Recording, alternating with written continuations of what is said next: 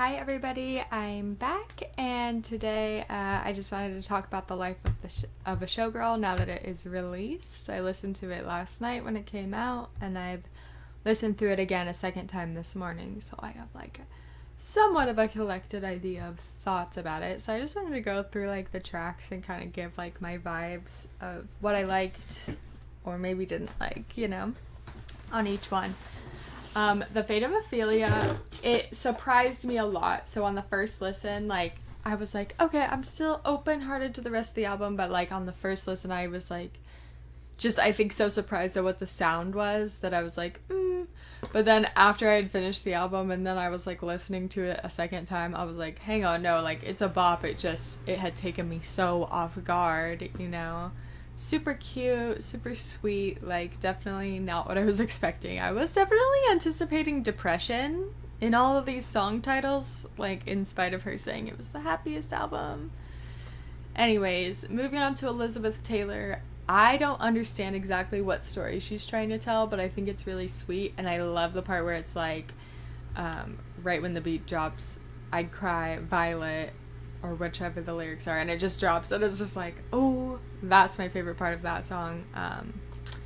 Still, like, I'm struggling to follow, like, what she's trying to say or who's talking, I don't know that much about Elizabeth Taylor, though, so, yeah. And then Opalite, I thought was super cute. Hang on, let me look up the lyrics again, because I kind of forgot, it's only been, like, 12 hours, so,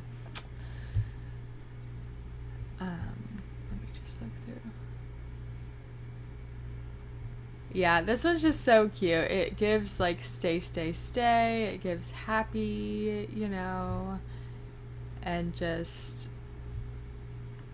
like, just trusting. She doesn't have to be worried, which is cool. And I thought it was just super catchy. Like, some of the lyrics were a little unique, I guess, but, like, the beat was so catchy. It's just gonna be so fun to sing along once I, like, know the lyrics. Father figure was interesting.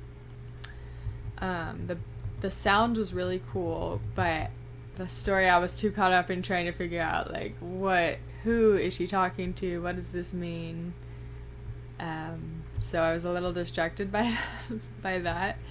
And then Eldest Daughter, I thought it was cute again. I actually thought it would be a little more hard-hitting, but that might have just been because I was so excited that the album was out that I haven't been really listening. But I thought it was the cute play on I'm the eldest daughter, you're the youngest son, and just, yeah. But as an eldest daughter, I, like myself, I don't know, I thought it would hit a little bit harder, to be honest, but I also, it's just the first couple of listens, so we'll see.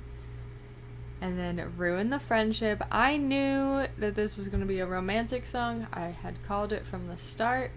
And then it broke my heart, like, completely. Like, at first I was thinking, honestly, like, oh, this is, like, a little odd to be, like, just jumping back to that perspective of being, like, in high school, I was like, why is she doing this? Like, she's obviously having all these songs talking about her life now. But then the last verse, I was like, oh, I'm just so mean and judgy, I should have just waited. But very sad. It was like shocking, the switch up, like the vibe of the song was so cute, and then I was just like, dang. But still cute. And then actually Romantic, I think, is my favorite. I have a lot of thoughts on why it's so good, because I don't know, being constantly bullied just because you're at the top of your game and have people that love you doesn't mean you don't ever get to say, okay, be bothered then. Like, if you're actively trying to be a kind person and someone's gonna cause beef with you, like, why be bothered? And clearly she had gone through a lot with the person that she is alleging that they high-fived and were glad that they were ghosted by. So, I'm like, if someone's rooting for your downfall, it's kind of funny and clever to, like, make it be that you're just unaffected. And I actually think that this one is low-key better written than some of her other ones about being unaffected by someone. Like this one, I actually believe she's unaffected by their diss. And then Wishlist I thought was really cute and clever. I basically could assume who this whole song is dissing, but then it's obviously praising the one person that she wants, and I don't know, I thought it was super cute.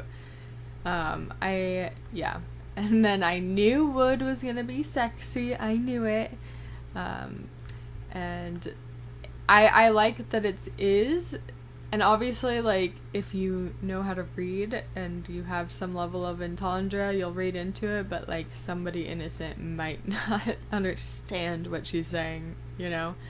But it's cute. And then Cancelled was great, just as far as, like, the vibe. And then I like the underworld vibes and the little rep vibe again.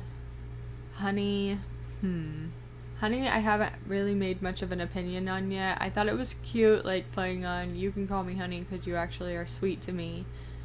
But that one wasn't really my favorite personally, but it was cute. And then I really liked The Life of a Showgirl. I like that, you know, the album has this album name, and we were all wondering, is it going to be theater? Is it going to be, you know, like, how is she going to make that a pop album? And I really don't feel like she put that showgirl, like, theatrics into any but this song. Like, the rest just felt like pop, you know, or alt, or a little rock. But this one got that little theatrics, especially near the end. And I thought that was a fun little play on her whole theme. Although it would have been fun to see it in more of the songs as well. And yeah, those are my first immediate thoughts on the songs. I also thought the ending was super cute of the album, of them saying goodbye and all that. But yeah, that's my opinion so far, and I'll see y'all around.